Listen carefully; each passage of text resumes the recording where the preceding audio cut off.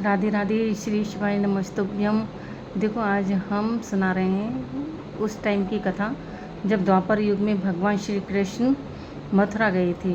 क्योंकि कंस जो था भगवान का शत्रु, वो भगवान श्री कृष्ण को मारना चाहता था। किसी न किसी उसने बहाने सोचा कि कृष्ण को मथुरा बुलाऊं और उनको मार दूंगा। तो उसने सोचा कि अब कैसे बुलाया जाए। तो उसने कहा कि चलो एक मेला का आयोजन करते हैं, तो कृष्ण को इस बहाने बुला लेते हैं। तो कंस ने बुलावा भेजा भगवान श्री कृष्ण के लिए कि हमने मेला का आयोजन किया है और तुम आना हमारे यहाँ। तो भगवान श्री कृष्ण चल दिए उनके साथ, ग्वाल बाल भी चल दिए जब इनविटेशन मिला। तो अब जब पहुँचे तो जैसी द्वारका में, तो भगवान ने सोचा, अब जो भगवान के साथ ग्वाल बाल गए थे उन्होंने कहा कि कान्हा हमारे कपड़े तो ऐसे ही हो रहे हैं। तो उसने कहा कान्हा हमारे कपड़े तो ऐसे हो रहे हैं, हमको नए नए कपड़े चाहिए। भगवान श्री कृष्ण बोले चलो दिलवाते हैं नए नए कपड़े। अब तो भगवान ने एक धोबी जा रहा था, उससे कहा कि लाओ भाई नए नए कपड़े हमें दो। उसने कहा ये कपड़े तो हम नहीं देंगे, ये तो हमारे कंस महाराज के हैं। भगवान ने उन कपड़ों को ग्वाल वालों ने लिया, बोले कपड़े तो हमें ही दो। भगवान ने उस धोबी से कपड़े लिए और नए नए कपड़े ग्वाल वालों को पहनाए, भगवान ने पहने और धोबी का उद्धार कर दिया, यानी कि उसको भगवान ने मार दिया। क्योंकि त्रेता युग में वही धोबी था जिसने सीता माता को अलग किया था भगवान श्री राम से। तो इस तरह से कथा अलग है, इसको बाद में कभी सुनाएंगे। तो भगवान ने धोबी का उद्धार किया। अब तो ग्वाल वाले ने कहा ना हम तो गोकुल के हैं, वृंदावन के हैं, तो हमें तो माला चाहिए, फूल मालाओं का बहुत शौक है। अब तो भगवान ने वो क्या कहते हैं उनसे कहा कि ग्वाल वालों से कि हाँ माला भी दिलवाएंगे। तो एक वहाँ पे मालिन थी, एक माला बेच रही थी, काफ़ी लोग बेचते माला ब्रजधाम में। तो उसने माला दी, खुश होकर उसको लगा कि हाँ भगवान है, सौभाग्य है। तो ग्वाल वालों ने माला पहनी, भगवान श्री कृष्ण ने पहनी। अब तो बोले कि कान्हा हम तो ब्रज के, हम तो चंदन भी लगाते हैं, हमें तो चंदन भी चाहिए। भगवान बोले ठीक है हम चंदन भी दिलवाएंगे। तो वहाँ पे एक कुब्जा जा रही थी, वो भगवान श्री कृष्ण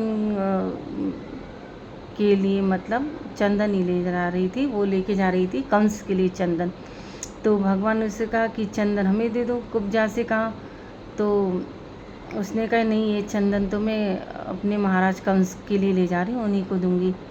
लेकिन भगवान ने कहा कि हमें दे दो चंदन। तो भगवान की बात का ऐसा प्रभाव बोली ठीक है मैं तुमको चंदन दे दूँगी।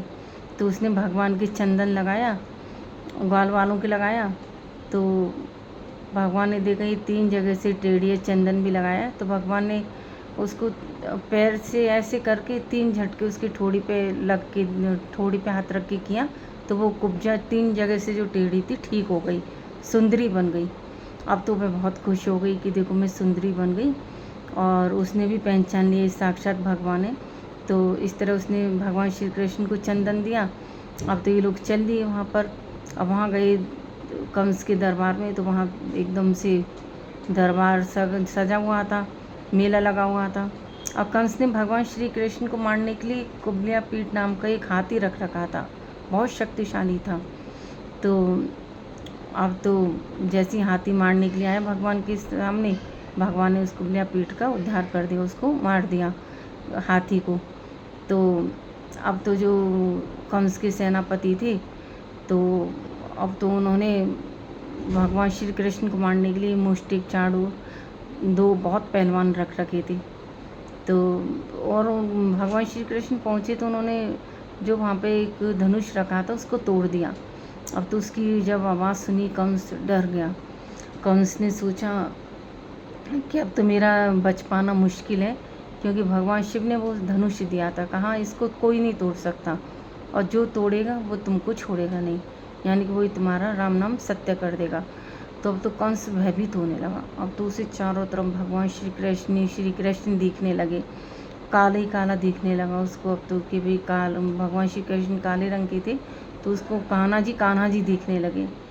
तो अब तो वो डर गया।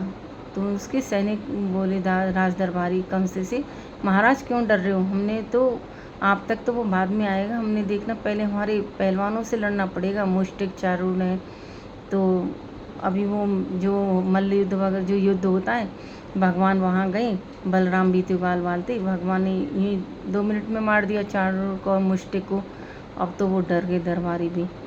अब तो कंस के पास भगवान जैसे ही गए तो उसको कंस को भगवान ने 2 मिनट में मार दिया। कथा बहुत लंबी है, अभी हमने संक्षिप्त में छोटे रूप में ही कही है। इस तरह से कंस का उद्धार हुआ, कंस को मारा गया और भगवान श्री कृष्ण ने अपने माता पिता देवकी जो वसुदेव थे जिन्होंने जन्म दिया, उनको जेल में से मुक्त कराया। इस तरह से बोलो भगवान श्री कृष्ण की जय।